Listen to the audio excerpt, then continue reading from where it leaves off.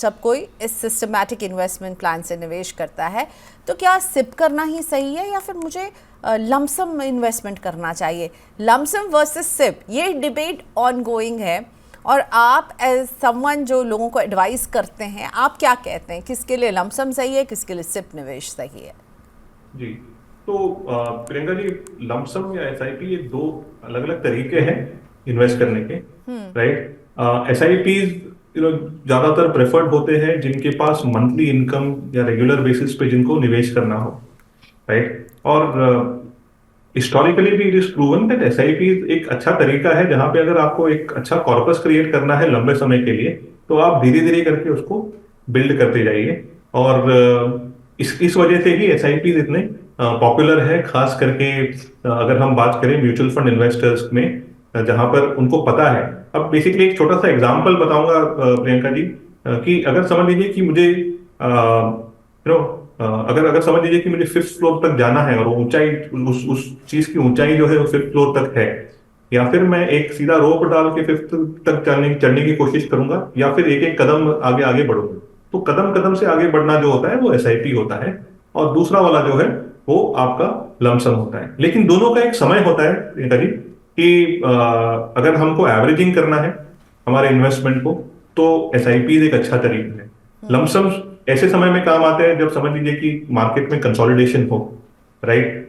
या फिर मार्केट में करेक्शन हो, अगर उस समय में हमारे पास कुछ पैसा हो तो उसको हम लमसम में अगर निवेश करेंगे तो हमारे लिए बहुत हेल्पफुल हो जाएगा। अब छोटा सा इसमें एक और उदाहरण लूंगा मैं, कि समझ लीजिए कि जब कोविड के टाइम पे जब मार्केट गिर रहा था, क्रैश हुआ था, उस समय में जिनके पास लमसम पैसा था और उन्होंने उस समय पे निवेश किया है, तो उनका रिटर्न्स और जिन्होंने एसआईपी स्टार्ट की है उसके बाद उनके रिटर्न्स में बहुत फर्क आया। राइट। तो कभी कभार लमसम जो है एक अपॉर्चुनिटी के समय अगर आपने एक साथ पैसा डाल दिया तो आपको उसका काफी एडवांटेज मिलता है। बिकॉज जैसे जैसे हमने कहा कि कंसोलिडेशन फेज में क्या होता है कि म्यूचुअल फंड्स के एनएवी काफी नीचे आ जाता है, या फिर करेक्शन के फेज में। सो अब उस ये जो है समय एक आप अपॉर्चुनिटी लमसम होता डाल सकते हैं। अभी हम जैसे हर्षित सर मार्केट का मूड देख रहे हैं और जो लोग इक्विटी से जुड़े म्यूचुअल फंड में निवेश करते हैं, क्या इज दिस अ टाइम कि आप लमसम निवेश करें? मार्केट्स आर वेरी वॉलेटाइल, हम 2 दिन देखते हैं मार्केट आगे बढ़ता है, फिर 3 दिन थोड़ा जो है वो पाव खींचता हुआ नजर आता है। सो क्या ये टाइम हो सकता है लमसम इन्वेस्टमेंट करने का? क्योंकि मुझे ये नहीं पता है कि ये बहुत ही शॉर्ट स्पैन के हम ये वॉलेटाइल स्पिन्स देख रहे हैं। जी। तो ये तो है ना, ये मार्केट का काम है वॉलेटाइल होना। ठीक है। और रिटर्न्स भी उसी में बनते हैं जब ये वॉलेटिलिटी हो। राइट। तो पहली चीज है कि ये वॉलेटिलिटी हमें वेलकम करनी चाहिए, और ये नेचर है स्टॉक मार्केट का। राइट। अब इसमें अगर हम बात करें आज के समय में, अगर किसी को लमसम करना है या उनके पास पैसा है, तो एटलीस्ट हम हमारे एंड से ये सजेस्ट करते हैं कि 100 रुपया है तो आप उसमें से 30 से लेके 40 रुपया आज लमसम के फॉर्म में इन्वेस्ट कीजिए, और बाकी का जो जो पैसा है, यानी 60 to 70 रुपीज, उसको आप अपने पास रखें, या फिर हम ये प्लान करेंगे कि अगले 3 से 4 महीने में उसको हम इन्वेस्ट कर दें। तो उसको स्टैगर्ड तरीके से ग्रेजुअली हम इन्वेस्ट करेंगे, ना कि उसको जो एक जो साथ। 12 महीना या 15 महीने के एसआईपी के द्वारा। राइट। ठीक है। तो लमसम आज के समय में हम अभी भी सजेस्ट करेंगे कि अराउंड 30 to 40 रुपीज या 40%, जितना भी आपका अमाउंट हो, वो आप लमसम आज भी कर सकते हैं। ऐसा नहीं है कि आप नहीं कर सकते। और देखिए, लमसम जो है ना, कभी कभार एक अपॉर्चुनिटी के हिसाब से भी काफी यूजफुल हो जाता है। राइट। लेकिन ज्यादातर हमने देखा है कि बहुत सारे लोग जो म्यूचुअल फंड्स में निवेश करते हैं, खास करके सैलरीड लोग, उनके पास लमसम अमाउंट आना कोई स्टेज पे कभी आ सकता है जब उनका कभी बोनस डिक्लेयर हो, या फिर कभी और कोई तरीके से उनके पास कुछ एक लमसम अमाउंट आए। अदरवाइज एसआईपी आइडियल है जो सैलरीड लोग हैं या फिर जिनकी इनकम एक रेगुलर बेसिस पे आती है, क्योंकि ये एक इंपॉर्टेंट एलिमेंट ऑफ डिसिप्लिन और एक कमिटमेंट लेवल भी बना देता है जो इन्वेस्टर्स के प्रति है। ओके। सो आपको वन टाइम एक अच्छा पेमेंट कहीं से हुआ है, कुछ कुछ कैपिटल रिसीट हुए हैं जो कि बोनस के रूप में हो सकते हैं, या फिर आपने कोई प्रॉपर्टी बेची है, ज़मीन बेची है, सो आप उसी समय करेंगे एक लमसम निवेश। उस समय आपको मार्केट्स का मूड जो है वो देखना चाहिए, और इसीलिए एक एक्सपर्ट से ज़रूर सलाह करके लमसम निवेश की टाइमिंग जो है वो थोड़ी सी वॉच करनी होती है। जहाँ तक सिप है, टाइमिंग का कोई बंधन ही नहीं, आप बस करते जाइए, एवरेजिंग का फ़ायदा तभी आपको मिलता है। हर्षित सर, एक लाइव पोर्टफोलियो लेते हैं सौरभ शुक्ला का, इन्होंने बहुत अच्छे से अपने सवाल को भेजा है। सौरभ जी का सवाल हो उससे पहले केदार जी थैंक यू सो मच, आपने हमें लिख कर भेज दिया। हम आपके सवाल को सौरभ के सवाल के बाद लेते हैं।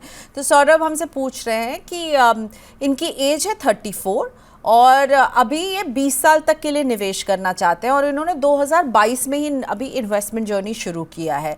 सो इनके पोर्टफोलियो में है क्वांट का ईएलएसएस फंड, बंधन का भी ईएलएसएस फंड है, जो दोनों में ये 4,000 रुपये हर महीने डाल रहे हैं। साथ ही में एसबीआई का स्मॉल कैप फंड है और क्वांट का स्मॉल कैप फंड है, जिसमें 3,000 रुपये का निवेश कर रहे हैं। टोटल अराउंड 14,000 का इनका निवेश है हर महीने का। तो 20 साल के लिए ये निवेश है।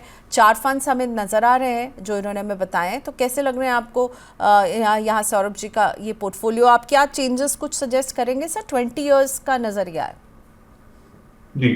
तो ये जो सौरभ जी जो इन्वेस्ट करने का जो जो कर रहे हैं, दोनों ईएलएसएस जो है, मैंने अगर ईएलएसएस सही पढ़ा है तो एक क्वांट ईएलएसएस है और एक बंधन ईएलएसएस है। Yes right. ये दोनों ईएलएसएस जी आज के समय में अच्छा कर रहे हैं और आप उसको कंटिन्यू कर सकते हैं।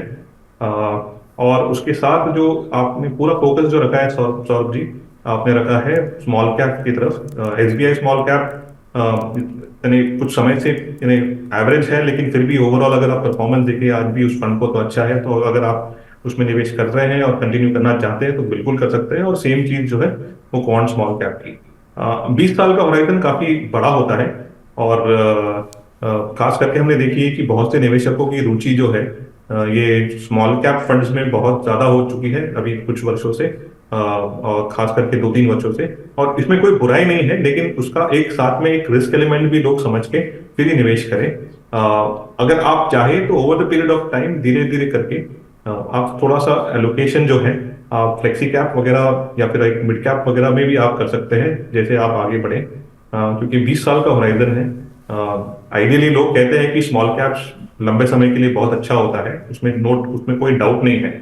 लेकिन कहीं ना कहीं समझ लीजिए कि जब कोई कंसोलिडेशन फेज आता है या फिर अगर मार्केट का मूवमेंट आपके फेवर में ना हो, ठीक है, तो आप कभी कभार उसमें बह के आप अपना सारा पैसा जो है इधर रिडीम कर देंगे या फिर उसको आप और कहीं पे निवेश कर देंगे। तो उससे बचने के लिए अगर आपका पोर्टफोलियो थोड़ा सा और डाइवर्सिफाइड रहे तो आपको हेल्पफुल हो जाएगा।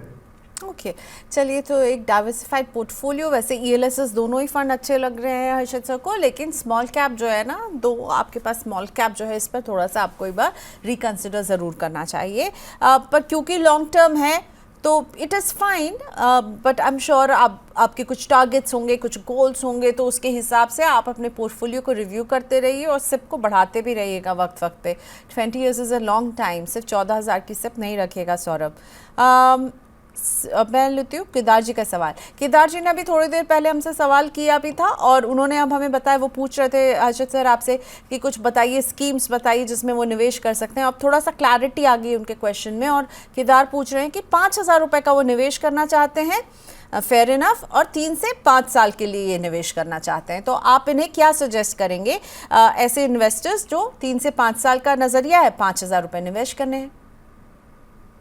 जी, तो ये बहुत ही अच्छी बात हो गई जो केदार जी ने अपना टाइम होराइजन जो है वो बताया, राइट। अभी अगर समझ लीजिए और यही चीज इंपॉर्टेंट है प्रियंका जी, कि जो हम और आप इस शो में बताने की कोशिश कर रहे हैं कि अगर ये 3 या 5 साल का अगर टाइम होराइजन हमारे पास नहीं सामने आता, तो जिस तरह से हम ज्यादातर लोग जो इक्विटी म्यूचुअल फंड्स को देखते हैं, हम 5 इयर्स प्लस होराइजन को देखते हैं, राइट, ठीक है। तो अब ये 3 या 5 साल का होराइजन है ना, बहुत थोड़ा सा ट्रिकी होराइजन हो जाता है कंप्लीटली इक्विटी पोर्टफोलियो के लिए, राइट। तो अगर आपके पास आज के समय में 5,000 रुपए आपको इक्विटी फंड्स में ही निवेश करना है, तो आपका एलोकेशन जो है वो लार्ज कैप के प्रति ज्यादा होना चाहिए, ना कि स्मॉल कैप या फिर मिड कैप के प्रति, राइट। क्योंकि आपका होराइजन जो है 3 से 5 साल में आपको पैसा चाहिए। तो उसमें मैं ये सजेस्ट करूंगा कि आप हो सकता है कि आप एक लार्ज कैप फंड या फिर एक इंडेक्स फंड उसमें आप निवेश कर सकते हैं। और उसके साथ जो है अगर 5,000 रुपया है तो शायद से 2 या 3 फंड्स काफी हो जाएंगे। उसमें आप फ्लेक्सी कैप या फिर लार्ज और मिड कैप फंड्स इनका कॉम्बिनेशन करके आप निवेश कीजिए, क्योंकि आपके टाइम होराइजन के हिसाब से हो सकता है कि स्मॉल कैप मिड कैप थोड़े से रिस्की हो, अगर आपको समझ लीजिए 3 साल के बाद ही पैसा निकालना हो। ओके, सो बड़ी कंपनियों में निवेश कीजिए, लार्ज कैप के फंड्स आप चुन सकते हैं या फिर इंडेक्स फंड। सो लार्ज और इंडेक्स के बीच में एक इधर और होगा, राइट? बिल्कुल ओके, बिल्कुल। सो एक हो सकता है कि आप लार्ज या इंडेक्स रखें, एक हो सकता है कि आप लार्ज एंड मिड कैप रखें, और एक फ्लेक्सी कैप आप कह रहे हैं, जो कि जी इस तरह के निवेशक जो 3 से 5 साल का नजरिया रखते हैं उनके लिए अच्छा हो सकता है। ओके, अब मैं जी। स्वीटी वर्मा जी का क्वेश्चन लेती हूँ। स्वीटी पूछ रही हैं ये 30 से 40 हज़ार रुपए की मंथली सिप करना चाहती हैं और 3-4 साल के लिए ये करना चाहती हैं, और साथ ही में इनकी एज है 46 ईयर ओल्ड। राइट फंड्स कैसे चुने, और 1 करोड़ के टारगेट तक पहुंचना चाहती हैं, तो कुछ फंड्स भी अगर आप बता सकें इनको तो। ओके, नाउ मैं देख रही हूँ सिप पे बड़ा अमाउंट का करना चाह रही हैं, पर टाइम ये सब देंगे 3 से 4 साल। सो आपको लग रहा है 1 करोड़ का टारगेट ये मीट कर पाएंगी in just like 3 to 4 years, Sweety Verma ji? हाँ, तो देखिए आप उसका एक सिंपल सा एग्जांपल ले लीजिए कि अगर उनकी 40,000 अगर बोल रहे हैं 40,000 हर मंथ इन्वेस्ट करेंगे, तो 1 साल में तकरीबन 4,80,000, राइट? ठीक है, और अगर उन्होंने 5 साल भी इन्वेस्ट कर लिया तो तकरीबन 20, और अगर हम और समझ लीजिए कि 5 लाख टोटल इन्वेस्टमेंट है, तो अराउंड 25 लाख के आसपास उनका इन्वेस्टमेंट हो जाएगा। तो 25 लाख की इन्वेस्टमेंट, और इससे आप 1 करोड़ पहुंचना तो बहुत मुश्किल है।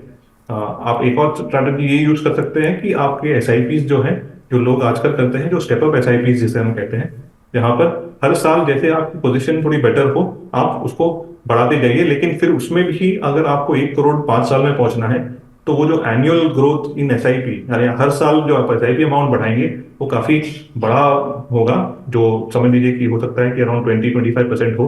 वो कैलकुलेशन के हिसाब से उनको, यानी we have to calculate that, right? और आपको फंड्स जो इन्वेस्ट करनी है, मेरे हिसाब से जो जो अभी कुछ समय पहले जो हमने प्रश्न लिया, जिनका होराइजन 3 से 5 वर्ष था, तो आपका भी होराइजन 4 से 5 साल का होराइजन है। आपका इन्वेस्टमेंट अमाउंट जो है वो 30 से 40 हजार है, तो ऐसे केस में आप उसको थोड़ा और फर्दर डाइवर्सिफाई कर सकते हैं, जहाँ पे लार्ज और मिड कैप, और उसमें हो सकता है कि आप लार्ज और मिड कैप और फ्लेक्सी कैप के बीच में आप कम से कम 3 या 4 फंड्स एक लार्ज कैप के साथ आप निवेश कर सकते हैं।